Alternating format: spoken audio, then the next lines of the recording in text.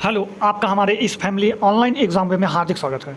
आपको सबसे पहली बात बहुत बहुत धन्यवाद कि आपने इस वीडियो पर क्लिक किया। आप क्लिक करने के लिए बहुत बहुत धन्यवाद, आपका मैं आभारी हूँ। मैं आपको बता दूं कि फोर्थ फेज़ का जो एग्ज़ाम है वो कल के डेट में 7 अक्टूबर को ख़त्म हो चुका है। अब उसमें फोर्थ फेज़ में मुंबई, गोरखपुर, कोलकाता का एग्ज़ाम हुआ था। तो अब इसका कट ऑफ क्या रहने वाला है, उसके बाद ही मैं बता दूं तो पेट के लिए बस इतना नंबर लाना है। जनरल, ओबीसी, एससी सबकी बात करेंगे। First phase, second phase, third phase में जो लोग एग्जाम दिए हैं उनके कंपैरिजन में कितना क्या क्या है सब कुछ बात करेंगे। तो अगर आप फर्स्ट सेकंड थर्ड फेज में भी एग्जाम दिए हैं तो भी आप इस वीडियो को अंत तक देखिएगा। देखिए, सबसे पहले आप जान लीजिए किस किस जोन का हुआ था। तो आपको मैंने पहले ही बता दिया, गोरखपुर, मुंबई और कोलकाता जोन का जो है एग्ज़ाम फोर्थ फेज में हुआ था, जो कि आप ऊपर देख चुके हैं यहाँ पे 7 अक्टूबर को एग्ज़ाम खत्म हो चुका है। अब चलिए मैं आपको बता देता हूँ कि गोरखपुर और कोलकाता और मुंबई, सेंट्रल रेलवे मुंबई, देखिए ये सेंट्रल रेलवे मुंबई है, ये कोलकाता रहा और ये गोरखपुर रहा।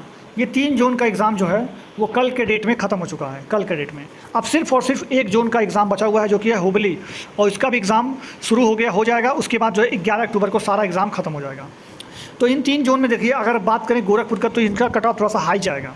वहीं बात करें तो ईस्टर्न रेलवे कोलकाता का तो इसका कट ऑफ थोड़ा सा मीडियम जाने वाला है, और बात करें सेंट्रल रेलवे मुंबई का तो इसका कट ऑफ कम जाने वाला है। तो इसमें आपको तीनों टाइप के जोन मिलेंगे। बाकी अगर आप देख सकते हैं तो ये जो यहाँ पे लिखा हुआ है 192, 183, 170 करते हुए, ये जो यहाँ तक नीचे तक घटते हुए लिखा है, देखिए आप देखेंगे तो ऊपर से नीचे तक घटते हुए आ रहा है। तो इस घटते हुए का मतलब समझिएगा कि ऊपर में जब इलाहाबाद में आप देखेंगे तो एक सीट पर 192 लोग रजिस्टर्ड हुए थे, एप्लीकेशन डाले थे कि हमको ग्रुप डी की नौकरी चाहिए।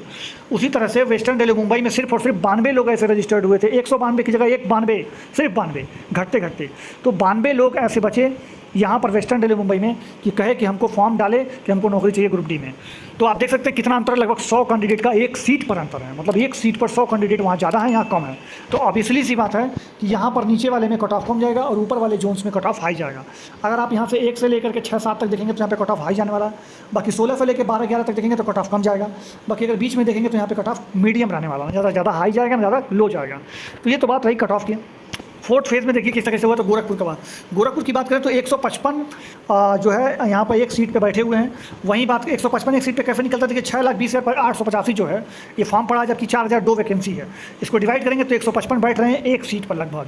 उसी तरह से ईस्टर्न रेलवे कोलकाता का एग्ज़ाम फोर्थ फेज़ में था, 107 के साथ ये एवरेज पर है, मतलब एक सीट पर 107 लोग बैठे हुए हैं कैंडिडेट, एवरेज है और हल्का फल लो में ही आएगा।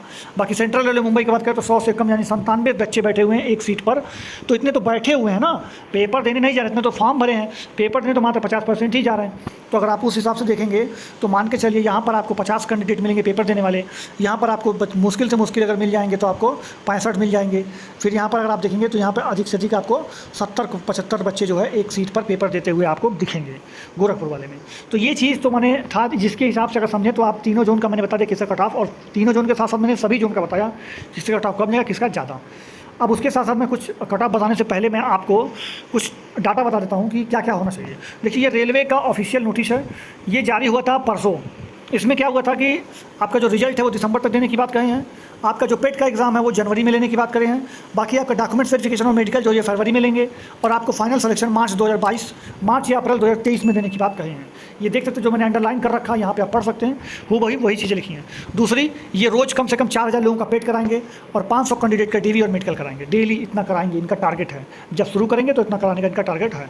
तो आप अपनी तैयारी बेहतर रखिए पेट वाला, क्योंकि आपका एग्ज़ाम जनवरी में शुरू है। अब मैं आपको कट ऑफ बता देता हूँ। जो ये 55 लिख रखा है ये लो जोन के लिए होगा, और जो ये 60 लिख रखा है ये हाई जोन के लिए होगा। बाकी जो बीच में जो पड़ता है वो 55 और 60 के बीच का मान लेंगे, जैसे 58, 57, 56 मान लेंगे, ठीक है।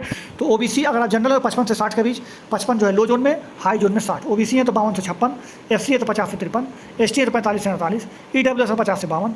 बाकी अगर आप एक्स सर्विसमैन, पीडब्ल्यूडी और एक्ट अप्रेंटिसशिप वाले हैं तो सिर्फ और सिर्फ 40 नंबर लाना होगा आपको जो है सिलेक्शन पाने के लिए। तो आपको मैं बता दिया कि अगर आप एक्ट अप्रेंटिसशिप वाले हैं या फिर एक्स सर्विसमैन हैं या पीडब्ल्यूडी हैं तो आपको सिर्फ और सिर्फ 40 नंबर पासिंग लाना होगा। अब जो ये मैंने कट ऑफ आपको बताई है, ये कट ऑफ अगर आप ध्यान दें तो ये पेट के लिए मैंने बताया। किसके लिए बताया? पेट के लिए। तो ये पेट में आपको इतना नंबर तो लाना ही पड़ेगा, तब जाकर के आपका सिलेक्शन सुनिश्चित हो पाएगा।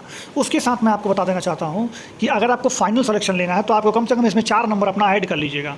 मतलब अगर मान के चलिए कि आपका पेट का कट ऑफ 55 बन गया, सपोज दैट, तो 55 में 4 आप जोड़ दीजिए तो 59 नंबर आपका लगभग फाइनल कट ऑफ बनने की उम्मीद रहेगी।